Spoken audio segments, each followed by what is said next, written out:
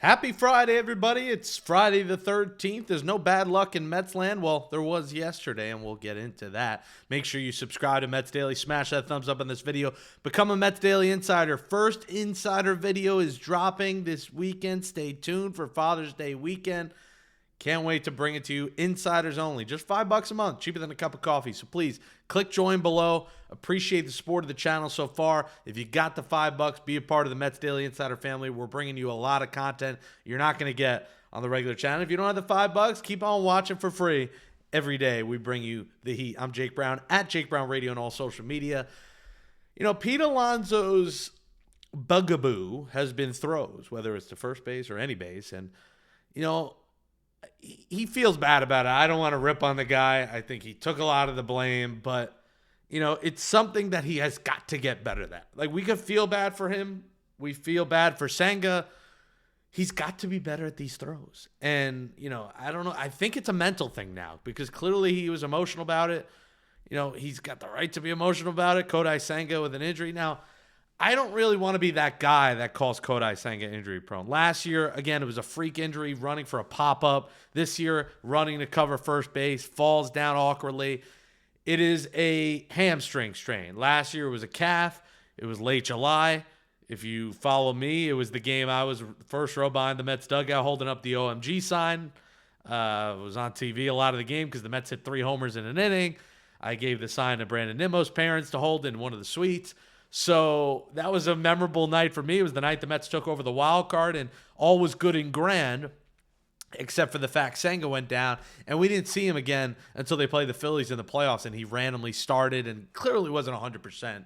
I don't think this is as bad. He walked off the field kind of under his own power after a long delay. You know, I think the hope is you get him back in a month. I don't think this is any more than a 2-month injury. He tends to take his time with injuries, and he should. Listen, the Mets are the best team in baseball right now. They're cruising. You don't need him right now, but it just hurts because the game was great. You sweep. Jeff McNeil, happy Jeff. You know, he hits a big 3-run homer. Nimmo, 3rd homer in 2 days. He hits a homer. You know, they sweat out the end there with Stanek, again, struggling in the 9th inning, and Diaz struggling but getting out of it. They win. They win 6 in a row, another home win. A sweep of the Nationals, but we got this cloud over our head awaiting this MRI result for Kodai Senga, but it is a hamstring strain. He's going to the injured list. Max Kranick has been called up to replace him. So, you know, I think the Mets are going to be fine here, and this is why you have the depth. This is why you have the rotation that we talked about. And, you know, one of those guys in the rotation is Paul Blackburn, who reportedly is getting inquiries about getting traded. Now, you know, I think the Mets have to keep him for now until we know the significance of the Senga injury. And even if it's not that significant, I think Blackburn now becomes all the more important. You know, we talked the other day about these 8 starters that they have. If you include McGill in there, that they have 8 starters, well, it's down to 7. And this is what we say, like, oh, Manaea Montas, where are they going to fit in? Well, one fits in very seamlessly now. And Blackburn, when they need 6 guys, which they will starting at some point next week, they got the off day Monday, you're going to need these guys to slot in. So I don't think this means, and Mendoza said they're not going to rush Frankie Montas, but at this point, I think Blackburn's going to get a few starts here, and they're definitely not going to rush Manaea. He is the ace along with Senga. So you got Montas and Manaea on the cusp here in the coming 3 weeks, 4 weeks. You know, you have Blackburn still. I would not consider a trade of Blackburn. I don't care if teams are interested right now. Yes, I think late July, Blackburn is the odd man out in terms of a guy you think about trading. But now you kind of need him. And more important than ever is the fact that you have Paul Blackburn. And, you know, this is what depth is all about. And this is why I talk about David Stern's roster spots 26 through 40, how important they are. You know, even some of those we haven't seen yet, the Joey Meneses of the world, guys in AAA that we haven't seen that could play an impact at some point. But you need these guys. They're more integral than ever at this point, the dog days of summer when you do have injuries. And think about it. We haven't heard much about Winker starting rehab, Siri starting rehab. Mets are taking their time here because they're saying to themselves, why are we going to push these guys in June, you know, and risk them getting hurt when we are absolutely in cruise control right now with a big division lead? We're winning baseball games. We're finding ways to win. We're not going to rush back our pitchers. We're not going to rush back our hitters. But Paul Blackburn's going to earn himself a few starts here. And then when Matas comes back, we'll see. But again, we just don't know if there'll be another injury. But the good news is the Mets are winning as the Rays come to town this weekend. Rays 36-32 come to Queens to face your New York Mets for a 3-game set. The Mets 45-24. They are playing magnificent baseball. They've tied with the Tigers now for the most wins in baseball. They have the best winning percentage in baseball. They have 3 more wins than the next best team in the National League, which is the Cubs. You know, the Dodgers, talk about taking your time. They have taken their time with their pitchers. Like, to be honest, most of those guys probably, if they had a pitch now, they could. But the Dodgers are taking their time with these guys, and you know, they've played pretty pedestrian. You would not think that the Dodgers would only be 13 games over 500. The Mets 21 games over 500. But keep getting that lead, boys, because like I've talked about here before, that home field is significant. The New York Mets continue dominating at home with their win yesterday, 27-7 at home.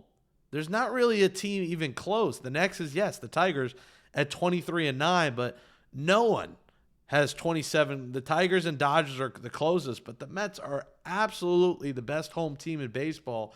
And keep widening that gap because Dodgers may not think it's important for these pitchers now, but the Mets get that gap more now. So later on, you don't have to worry as much like they did last year going to the last game of the season. But it starts tonight, and we get a pretty good pitching matchup in Taj Bradley versus Clay Holmes. Tomorrow, a 4 o'clock game. It's Rasmussen versus McGill. And then on Sunday at 1:40, it's Griffin Canning versus Shane Baz. And, the Mets continue to dominate attendance when we talk about these home games. It came out that the attendance rankings. The Mets are 5th in baseball, 37,858. Citi Field holds, not including standing room, just under 42.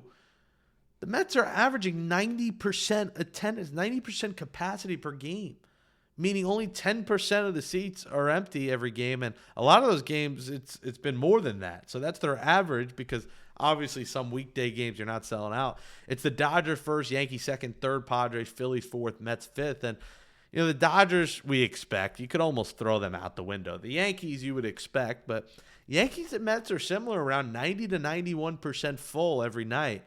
That's a good sign. Padres third, and listen, the Padres you expect too. The weather is always good in San Diego. It is Pleasantville there. That's the place to be. And same for the Phillies. Phillies fans are diehards. You understand that place being packed every night. But the Mets have done a tremendous job getting people in the building and packing that building. And that is a good number. To be close to 38. I mean, there were a lot of weeknights. We were talking about this team having 25, 26,000. That's a thing of the past. Every weeknight, every weekday even, it's 36, 37, 38, 39 in that building. Rocking the place. And you're going to see it all weekend. I think Father's Day weekend, I expect sellouts all weekend at Citi Field. And the fans, you deserve a round of applause. They're showing up. They're providing an atmosphere. The players talk about it. And you're going to see it again this weekend. Pride tank top tonight, Friday. Mr. Met plushie tomorrow. And then a Jake Brown special. I'm going to have to wear this. I got someone grabbing me one. I need it. The Hawaiian shirt on Sunday at Citi Field. So you got a couple of great giveaways. You got decent weather. There's a chance for rain next weekend. I hope to see some of you there. Mets, Phillies, and Philly. I'll be there next Friday and Sunday. Can't wait to see my boys here, 20 minutes from me now, where I am in South Jersey. Can't wait to see Mets, Phillies. Going to be buzzing. A lot of Met fans will be there. SNY is putting out commercials to get tickets to the games in Philly. So that shows you I expect a ton of Met fans to rock Philly. Hope to see you there. Again, Mets Daily Insider. First video drops this weekend. Next weekend, Mets Braves series, we will do the first watch party. Every week, we will have one game where me and members watch together on YouTube. We watch it live. Can't wait to do that. I'm putting in a lot of extra work. Would appreciate the subscriptions, $5 a month. And we thank you for the support. Hit that subscribe button. Smash that thumbs up. Let us know in the comments. Are you worried about Senga? Are you worried about this pitching staff? Let us know. Have a great weekend, everybody. Happy Father's Day to all the fathers out there. Happy Father's Day to my dad. Enjoy the weekend. Let's go Mets. Let's sweep the Rays and keep the good vibes rolling. Thanks for watching Mets Daily.